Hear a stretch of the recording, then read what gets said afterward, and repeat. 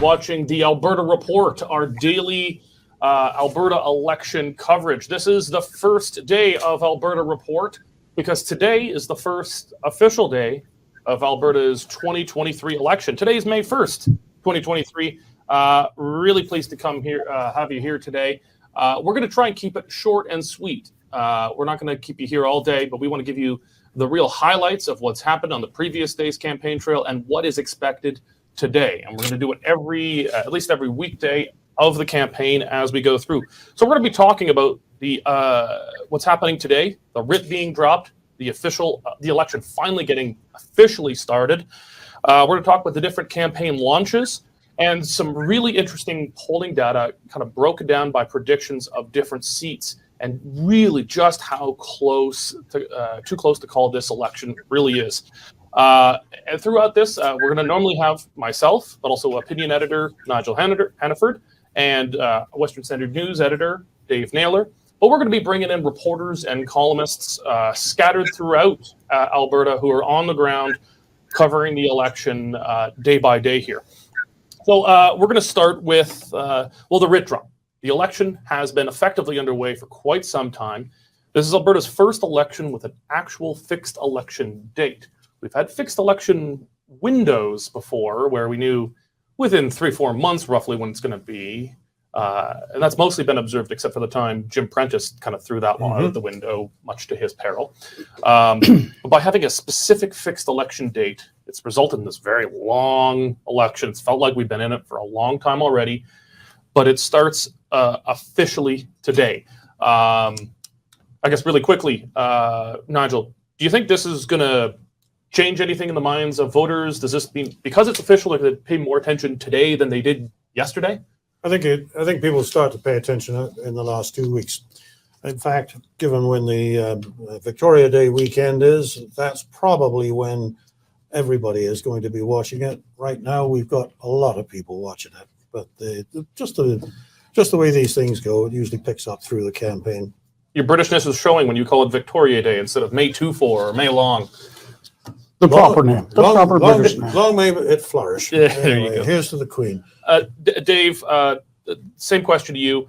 Do you think most Albertans, I mean, political junkies aside who watch this stuff for all 4 years, does anything really change today other than, some electoral finance rules start to kick in, limits on how much parties can spend, how much they can raise, etc.? But do you think anything really changes today? Are people going to start paying more attention now that it's official? It may. It depends how entertaining it is. We've got the two main party leaders, Smith and Notley. They don't like each other. So this could dissolve very, very quickly into a very nasty election campaign.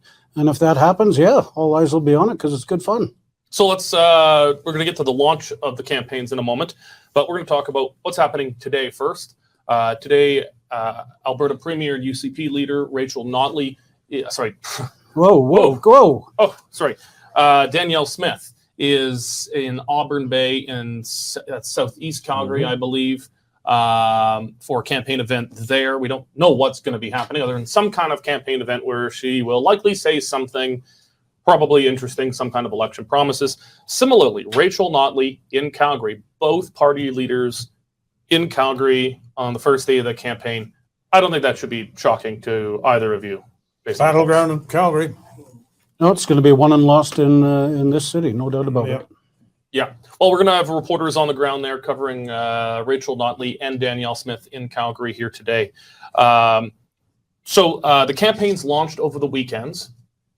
Normally, parties wait until the election is officially underway before launching a campaign, but I mean, it's a weekend, and you want a weekend to launch a campaign. Everyone knows it's coming, so they did it anyway. We'll start with, we're going to bring in Jonathan Bradley here, one of our reporters based in our Calgary headquarters. Jonathan was on the ground at the UCP's launch, at least in Calgary. There was one launch in Edmonton.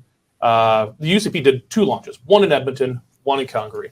Jonathan, you were on the ground at the launch of the Smith and UCP campaign here in Calgary. Tell us, what were the main themes that Smith and her team hit on yesterday? So the main themes that Smith and her team were hinting on was contrasting her to Rachel Notley. She was talking about, oh, I'm going to do this, and Rachel Notley wants to do the opposite, and you don't want that because it's bad for you. The big themes that she talked about were taxes. She talked about how Danielle Smith wants to do the no tax hike guarantee, whereas Rachel Notley has committed to raising business taxes.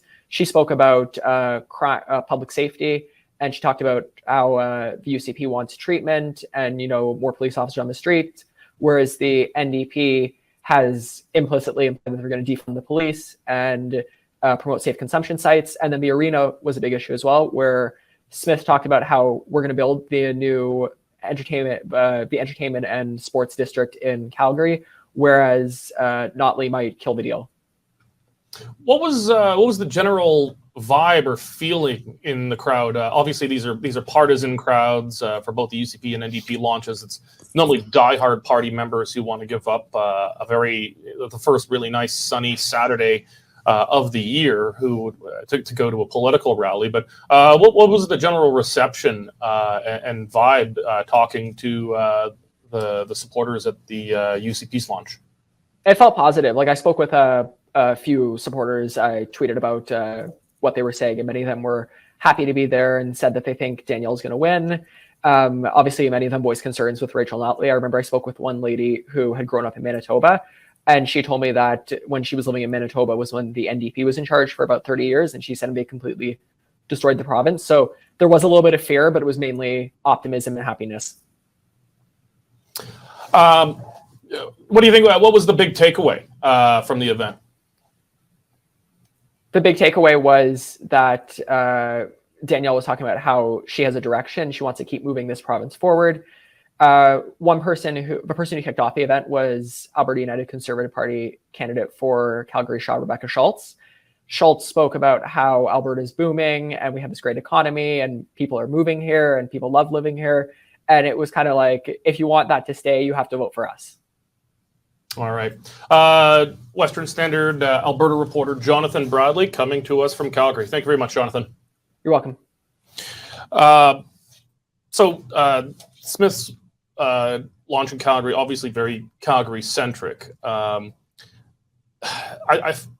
arena deal, though, I'm not sure it's a slam dunk, a political win, though, as a lot of pundits are saying.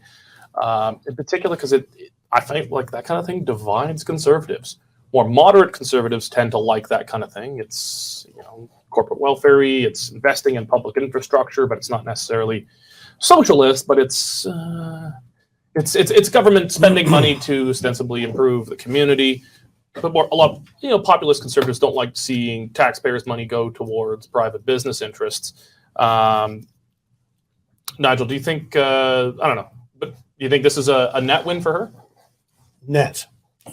You don't like it, I don't like it. However, there aren't too many conservatives who are going to say, that's just too much for me. I'm going to vote NDP instead. And the big out for Danielle on that is that what the provincial contribution is going to is not actually the arena. It's everything that makes the arena possible if somebody else, i.e. the city and the Flames, want to build it. So the city's putting money directly into the Flames arena. The province's money is public infrastructure and whatnot, kind of around the district. And, getting rid of the mess and so forth. So, it's most unconservative thing to be doing, but I don't think it's going to chase conservatives away. They're still going to say, well, I really don't like the NDP. I suppose I could stay home, but I really don't like the NDP, so I better get out and hold my nose and vote for it. Mm-hmm. Okay, well, we're going to bring in Arthur Green now. He is the Western Standard Alberta legislative reporter based in Edmonton. Arthur was at the launch of the NDP's campaign in that city yesterday. Arthur, thanks for joining us. Tell us, what were the big themes, the key messages of Rachel Notley and her team at the campaign launch Saturday? Notley says that she's ready for the election here in Alberta, and the main theme, Derek, that I took from the campaign was healthcare. Notley took the stage from her as they exited their diesel bus. There was a lineup of NDP supporters who gave her high fives before she took the stage with a live band. She kind of joked when she got on stage and said, it's just kind of a sunny day, anything new, folks. She didn't really know if anything was going on, she told the crowd. But there were less than 200 people there. It was held outside of the Bicycle Cafe on 91st Street here in Edmonton. One of the main themes, like I said, was healthcare. She continues to claim and tell seniors that were in the crowd that they're going to have to pay for a doctor, and that Danielle Smith is planning on having Albertans pay for healthcare, which the premier, or the former premier now until the election ends, told us that this isn't the case. Other things she talked about was seniors' medications. She's going to make life more affordable for Albertans and protect pensions. Okay, well, by pensions, I think she's referring to Danielle Smith's and the UCP's support for pulling out of the Canada pension plan and porting people's pensions into a new Alberta pension plan under Alberta's. That's been one of the dividing lines we've seen here. And Danielle Smith has kind of downplayed some of those harder, more autonomy and sovereignty-focused measures that helped her with the leadership election, but maybe a little less popular with the broader public. Kind of hasn't repudiated them, but definitely not putting them front and center the way she did in the leadership. The look from some of the video you caught on the ground there was pretty energetic. I mean, they came running out of that. I know you keep on emphasizing it's a diesel bus. I think people might get a chuckle out of the NDP using a diesel bus when they're supposed to be the party of EVs and whatnot. But they came kind of charging out of the bus like football players coming out of the locker room. They come charging out for the most part, pretty energetic. What was the mood there? What was the vibe at the launch among both the supporters and her Edmonton candidates? Friendly and upbeat. I did hand out a bunch of Western Standard business cards while I was there, and I was the first person that the NDP saw when they got off the bus. And everyone was friendly and kind. Derek, spirits were high. Notley told people there that she's excited to hit the open road and talk to Albertans and deliver better education and create more jobs for an affordable Alberta. And the crowd really believed what she was saying. So spirits were high. Sunglasses were on, and I'm sure there'll be lots of pictures in the next 29 days of Notley with her supporters, babies, seniors, you name it. Now, they had their campaign launch. Did Rachel Notley take questions afterwards from media, or was it just strictly a campaign launch, no media questions? There was no media availability for the launch. Okay. Thank you very much for joining us, Arthur. Okay, gentlemen, so we've got some very interesting numbers here. Now, we discussed this on the pipeline last week, data from Abacus, but it's been taken by 338canada.com. They're kind of a seat projection website where they take polls and they do their best using some different mathematical and algorithmic models to impose it onto constituencies to see the way it would actually break down by seats, because people can vote however you want, but if the votes aren't in the right place, it doesn't matter. So they've kind of come up with a breakdown, and then I think University of Calgary economist Trevor Toome, he's a great graphics maker. He's very good at taking abstract concepts and putting into a really easy to understand graphic. Now, what this shows is just how close this is. According to the Abacus poll, the two parties are statistically tied, dead heat, 36%, with a significant number of undecideds. But we've also got other polls that had the UCP with other very small leads, often within the margin of error or just barely outside of it. But UCP with a slight lead in Calgary. For the NDP to win, though, they've got to sweep Calgary because they're not going to get all those rural seats that they won with vote splits in 2015. The math is just not there. It's not happening. So let's kind of go through some of this here. The closest seats that will be decided by just a handful of votes, within a few hundred votes right now, are expected. Calgary, Acadia, and that's Tyler Shandro. So very, very interesting seat. And that's listed as the closest seat in the province that is a UCP hold. So a few hundred votes, one way or the other, are going to decide if he comes back to the legislature. Calgary Foothills, Calgary Bow, Calgary Elbow, Calgary Edgemont. Those are all except for Elbow, those are suburban seats, mostly in the north, except for Acadia, that's southeast. And Calgary Elbow, which is a kind of an urban yuppie. Sorry to people who live in Elbow, but it's a yuppie riding. And then Morinville, St. Albert in the Edmonton donut, just so close to Edmonton, that orange wave emanating like the sun's radiation from there threatens to overtake it. But then within 3 percentage points, we've got Lesser Slave Lake, Calgary Glenmore, Strathcona Sherwood Park, Calgary Northwest, Calgary North, Calgary East, Calgary Cross, Calgary Beddington, Calgary Northeast. So many ridings that are projected to go UCP right now, but just ever so slightly. And with the exception of one, they all appear to be in Calgary. Dave, your thoughts? Well, it's what we've expected all along, that Calgary is going to be the battleground. Rachel Notley has put her headquarters in Calgary, and you're going to get door knocked every which way but Sunday. If all the candidates have their games on, it really is exciting. And certainly in recent memory in Alberta, I can't remember an election that's going to be this close. Nigel, do you think Calgary voters are just going to get downright annoyed? The NDP are spending massive dollars pre-writ already on advertising. If you went on the YouTube, you got it. You got bombarded with NDP ads, television, radio. They were spending huge pre-writ. Probably going to get more intense during the official election writ period here now. Do you think Calgary voters are going to be sick of it, or do you think maybe flattered by it? Because federally we get zero attention. No one cares about Calgary in federal elections, but in an Alberta election, we're the new Toronto. We'll all be sick of it by the end, I'm sure.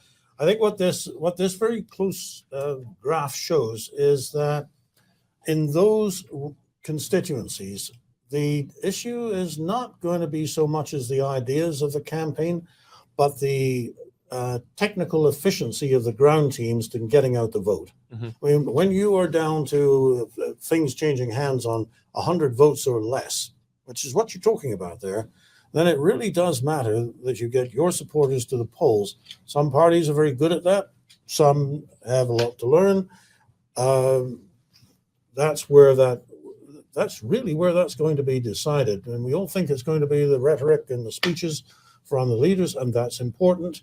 But in the end, it's going to be the foot soldiers in a half a dozen constituencies around Calgary who decide this. Yeah. So right now, and they will nag you. Definitely. Yeah. Yes, you will be sick of them. That was your question. Yeah. So these projections are far from perfect. The polls are far from perfect, but they're very useful, and they can tell you a lot. More often than not, they're right. On this model, the NDP are still 9 seats short of getting to a 1-seat majority, which would be almost unfunctional, because then you'd have the NDP Speaker of the House, and you'd have a tie vote every vote for 4 years. If someone gets sick, the government could fall out a vote of confidence. It would be unworkable. And a single angry backbencher could hold the government hostage on a piece of legislation if they wanted to. But it's still 9 seats short. The math is just so, even though the polls are tight and the NDP are so far running a good campaign, even though the campaign only officially starts today, it's been going for a few months really. They've been running, I think, a pretty good campaign. It's well funded. They've had discipline. The UCP's had some missteps, but their math is just so damn hard because they're not going to be getting those rural seats. The only rural seat in the really close to call ones here is Lesser Slave Lake, which the NDP won in 2015.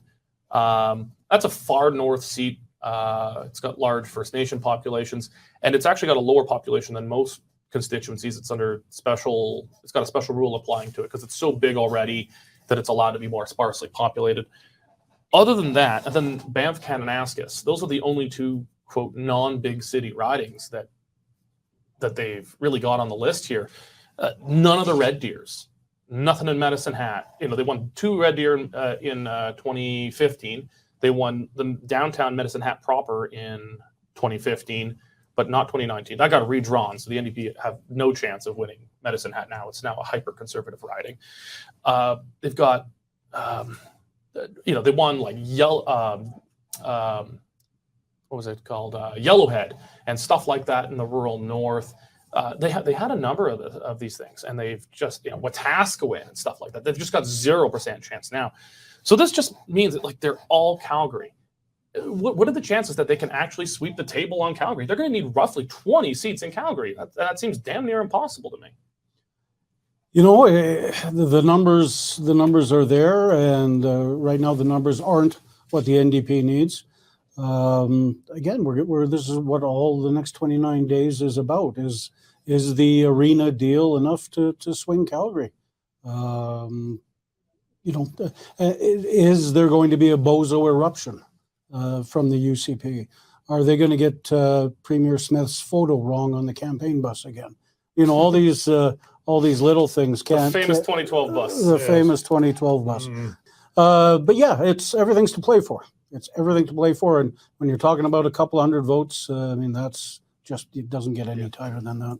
To your point, though, to swing 20 votes in Calgary would take a massive rejection of the UCP and Premier Smith. What kind of a bozo eruption would trigger that? It's hard to imagine. It's like a hell of a lot. Like, I'm not suggesting that the UCP team should be complacent, far from it. But boy, oh boy, if I were a betting man, I don't think I'd bet on that. I don't think I'd put any money behind that prediction. Indeed. Okay, well, we're going to wrap it up there. I promise to try and keep it short and sweet. Thank you all for joining us. If you're not yet a member of the Western Standard, go to westernstandard.news, click on membership. It's only $10 a month or $100 a year to get you unlimited access to all Western Standard content. Thank you very much for joining us on the Alberta Report today. We'll see you tomorrow. God bless. The current Lethbridge feed grain prices are as follows. Cash barley's at $4.10, feed wheat's at $4.06, and corn softer at $3.96 per metric ton. In the milling wheat markets, July Minneapolis futures are a lower 11 cents at $7.92, with local hard red spring bids for May movement at $10.25 per bushel. In the oil seeds, nearby canola futures are down $1.70 at $701.70 per ton, with delivered values for May movement at $15.69 per bushel. In the pulse markets, nearby red lentils remain at 35 cents a pound, and yellow peas are trading at $11.50 per bushel. In the cattle markets, June live cattle lost 45 cents at $165.02 per 100 weight. For more information on grain marketing, call me at 403-394-1711. I'm Sean Smith at Marketplace Commodities, accurate real-time marketing information and pricing options. Canadian Shooting Sports Association. Without the CSSA, our gun rights would have been taken long ago. These guys are on the front lines helping to draft smart and intelligent firearms regulations and legislation in Canada, and more importantly, educating the public about how we keep guns out of the hands of the wrong people. To become a member, it's absolutely worth every penny. You can become a Western Standard member for just $10 a month or $99 a year for unlimited